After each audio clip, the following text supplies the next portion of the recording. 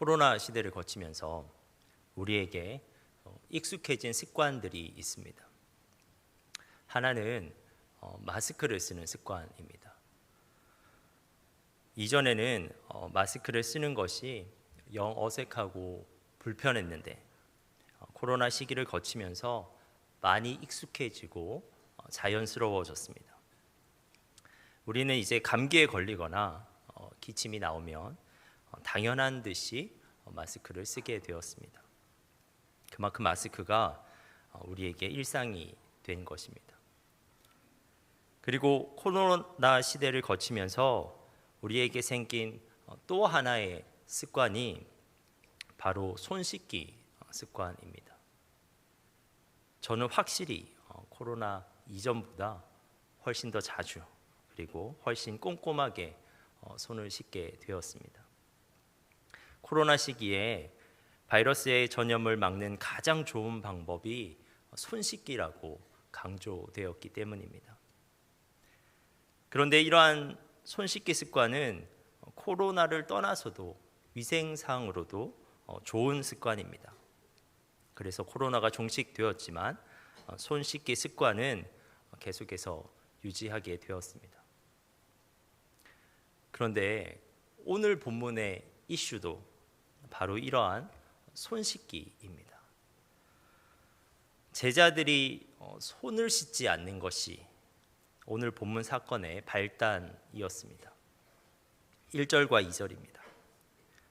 바리새인들과 또 서기관 중 몇이 예루살렘에서 와서 예수께 모여들었다가 그의 제자 중 몇 사람이 부정한 손, 곧 씻지 아니한 손으로 떡 먹는 것을 보았더라.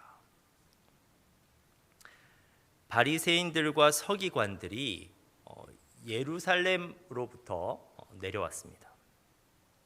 이것은 예수님의 영향력이 갈릴리 지역을 벗어나 전국적인 것이 되었음을 보여주는 것입니다. 예루살렘의 종교 지도자들도 예수님에 대한 소문을 들었고 그로 인해 왠지 모를 위기감을 느꼈습니다. 그래서 그들은 바리새인들과 서기관들을 급파하여 예수님의 행실 중에서 허물을 한번 찾아내 보려고 하였습니다. 그리고 그들은 예수님을 만나자마자 곧 예수님의 제자들로부터 하나의 잘못을 포착하게 되었습니다. 그것은 제자들이 손을 씻지 않고 떡을 먹은 것이었습니다. 그런데 지금 그들이 비판하고 있는 초점은 위생상의 문제가 아니었습니다. 그것은 종교상의 문제였습니다. 3절과 4절입니다. 바리새인들과 모든 유대인들은 장로들의 전통을 지키어 손을 잘 씻지 않고서는 음식을 먹지 아니하며 또 시장에서 돌아와서도 물을 뿌리지 않고서는 먹지 아니하며 그 외에도 여러 가지를 지켜오는 것이 있으니 잔과 주발과 녹그릇을 씻음이러라. 그들의 손 씻기는 조상적부터 지켜오던 종교적 의식이었습니다. 제자들이 손을 씻지 않고 떡을 먹는 것은 장로들의 전통, 정결 규례라는 것을 어긴 것이었습니다. 유대인들은 외출 후 돌아오면 항상 손을 씻었습니다.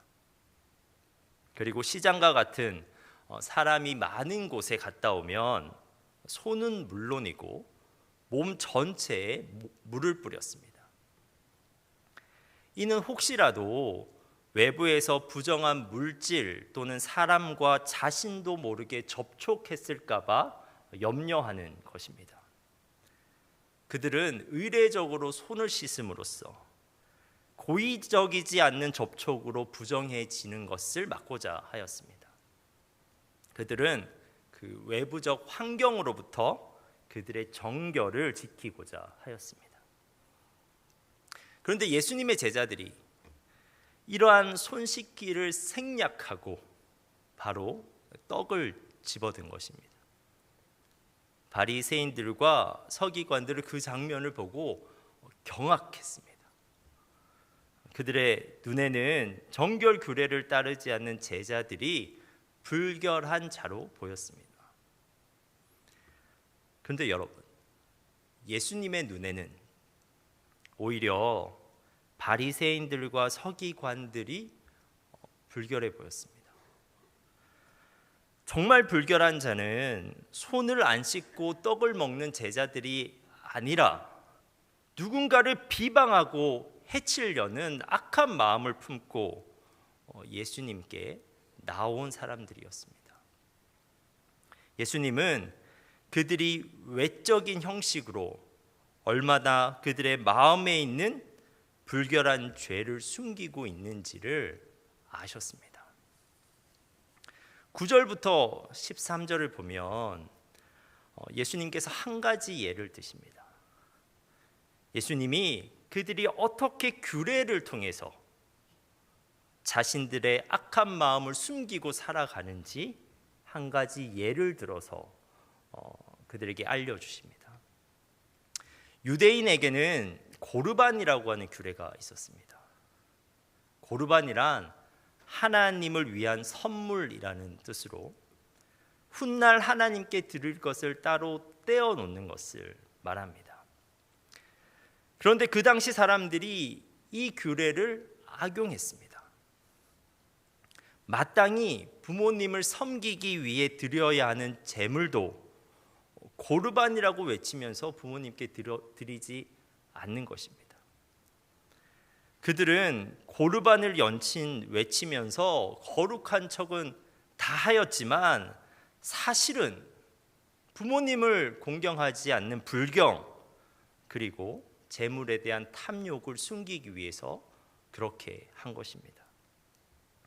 예수님은 외적 정결, 외적 거룩 안에 감추어진 그들의 불결한 마음을 지금 꿰뚫어 보고 계십니다. 그래서 예수님은 바리새인들과 서기관들의 비난을 일축하시고는 무리를 향하여 말씀하셨습니다.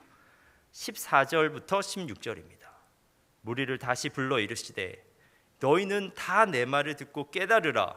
무엇이든지 밖에서 사람에게로 들어가는 것은 능히 사람을 더럽히지 못하되 사람 안에서 나오는 것이 사람을 더럽게 하는 것이니라 하시고, 밖에서 안으로 들어가는 것, 즉 손을 안 씻고 먹은 떡은 잠시 육체에 영향을 미칠 뿐 실상 사람을 더럽게 하는 것이 아니라는 것입니다. 오히려 안에서 밖으로 나오는 것, 21절과 22절에서 열거되고 있는 수많은 죄악이 사람을 더럽게 하는 것이라고 예수님께서 말씀하시고 있는 것입니다. 바리새인들과 서기관들은 손을 잘 씻는 것으로 그리고 몸에 물을 좀 뿌리는 것으로 자기가 정결한 사람인 것처럼 자부하였지만 그렇지 않다는 것입니다. 아무리 겉을 박박 씻어도 그리고 닦아내도 속마음을 씻고 닦아내지 못해 죄악이 묻혀져 있으면 그가 불결한 자라는 것입니다.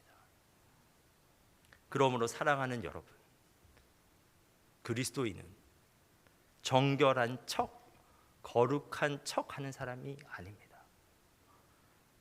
그리스도인은 외부적 형식을 갖춘 채 죄 없는 척하며 살아가는 것이 아닙니다.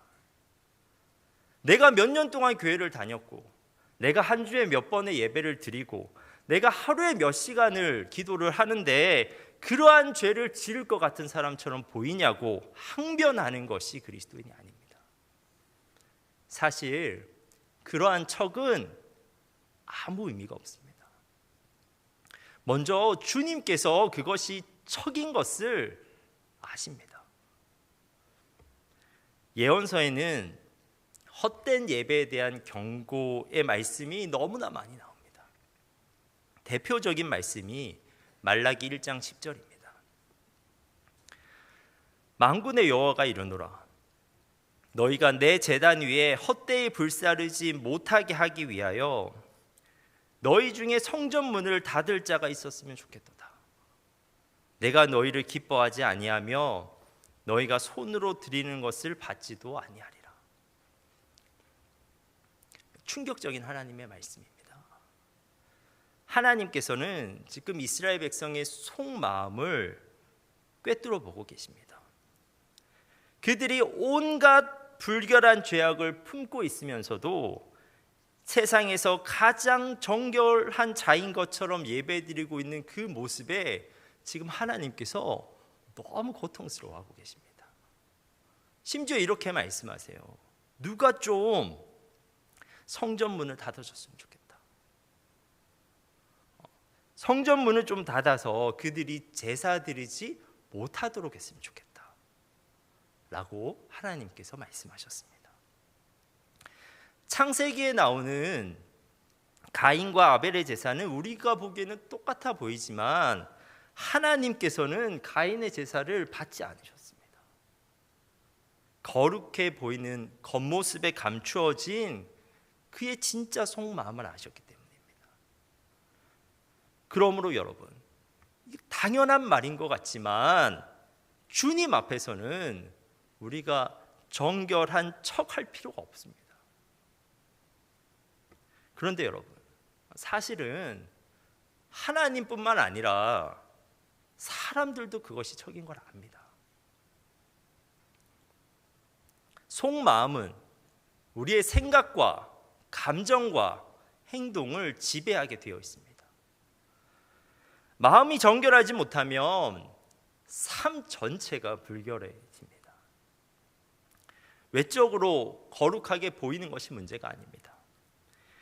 우리의 마음 씀씀이 또는 사람들을 대하는 우리의 태도에 속마음의 정결 정도가 고스란히 담겨져 있습니다. 조금만 이해관계가 걸려도, 조금만 억울한 일을 당해도 그 상황에서 사실은 우리 속마음이 다 베어져 나옵니다.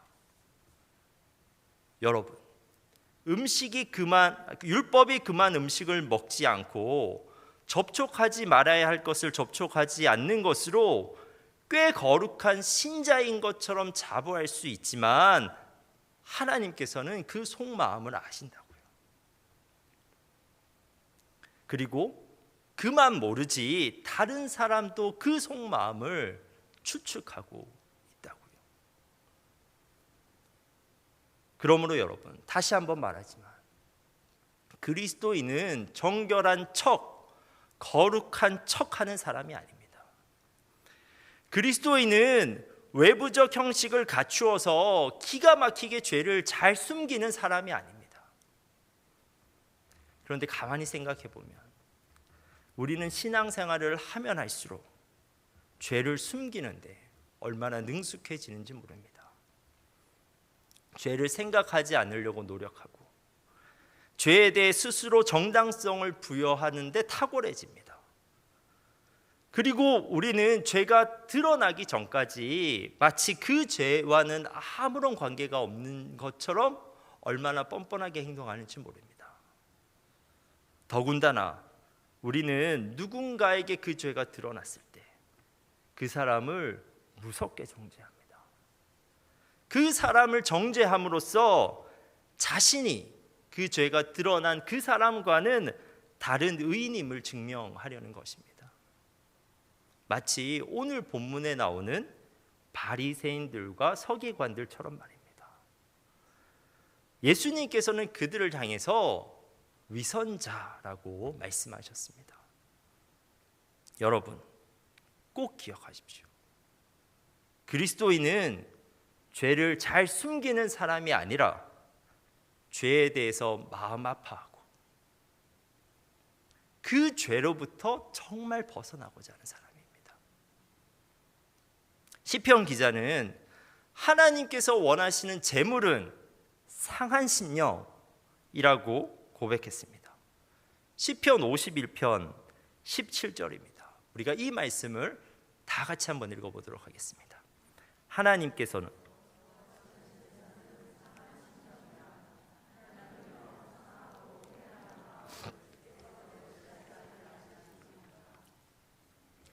하나님께서는 자신이 아무런 죄가 없는 척하며 위선적으로 예배하는 그 위선적 예배자는 멸시하셨지만, 오히려 죄로 인해 상한 마음을 솔직히 고백하는, 그리고 그 죄로부터 돌아설 것을 결단하는 예배자는 멸시하지 않는다고 말씀하십니다. 그리고 요엘 선지자는 이렇게 말씀합니다. 요엘 2장 13절입니다. 너희는 옷을 찢지 말고 마음을 찢고 너희 하나님 여호와께로 돌아올지어다. 옷을 찢는, 즉 형식적 행위로서의 회개가 아니라 마음을 찢는 마음의 회개가 필요하다는 것입니다. 마음은 그대로 두고 옷을 아무리 많이 찢어도 의미가 없다는 것입니다. 마음을 찢는다는 것은 마음의 상처를 내는 것이 아니라 상한 마음으로 통회하는 것입니다. 그런데 여러분, 죄를 솔직히 인정하는 것, 그것은 절망이 아니라 희망입니다. 같은 죄인이지만 죄를 부인하는 죄인, 거룩한 척하는 죄인에게는 희망이 없습니다. 그들은 그 죄로부터 벗어나 변화할 가능성이 전혀 없습니다. 하지만 죄를 인정하는 죄인, 죄로 인해 슬퍼하는 죄인에게는 희망이 있습니다. 특별히 우리 주님 앞에서 우리의 죄를 인정하는 자에게는 반드시 주님의 은혜가 임합니다. 먼저 주님께서 우리를 용서해 주십니다. 죄는 생각하지 않는다고 없어지는 것이 아니라, 죄는 우리가 기억하지 못한다고 없어지는 것이 아니라 용서받음으로써 없어집니다. 주님으로부터 용서받아야만 우리가 그 죄책감으로부터 벗어날 수가 있습니다. 그리고 주님은 우리가 죄에서 돌아설 수 있도록 세밀하게 개입하십니다. 알코올 중독자에게 가장 힘든 것은 자신의 중독을 가족과 친구들 앞에서 인정하는 것입니다. 그런데 그렇게 인정하는 순간 가족과 친구들이 붙어서 집요하게 개입하여 알코올로부터 멀어질 수 있도록 그를 도울 수가 있습니다.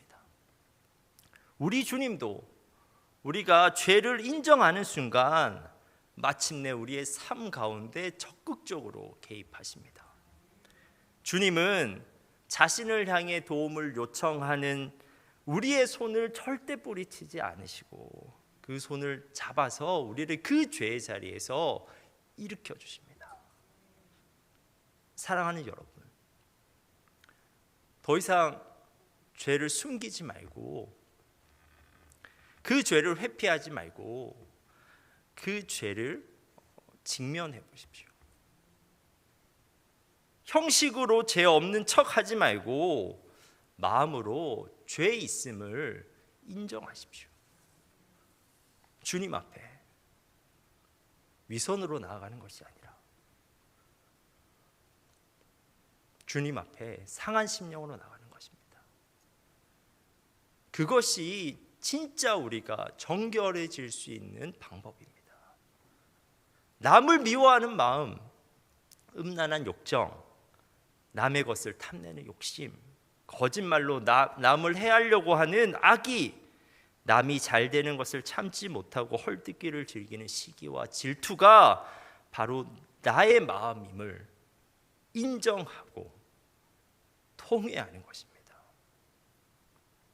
그런데 여러분, 그렇게 통회하는 마음을 우리 주님께서는 멸시하지 않으신답니다. 오히려 그 마음을 너무나 귀히 여기신답니다. 그 마음 위에 죄를 사하시는 주님의 용서가 임하게 하시고 죄를 이기게 하는 주님의 능력이 임하게 하신답니다. 여러분, 정결한 척하는 위선자가 되지 말고 주님의 은혜로 용서받고 새로운 마음을 품게 되는 진짜 정결한 자 되길, 여러분이 그러한 자 되길 간절히 바랍니다. 기도하겠습니다.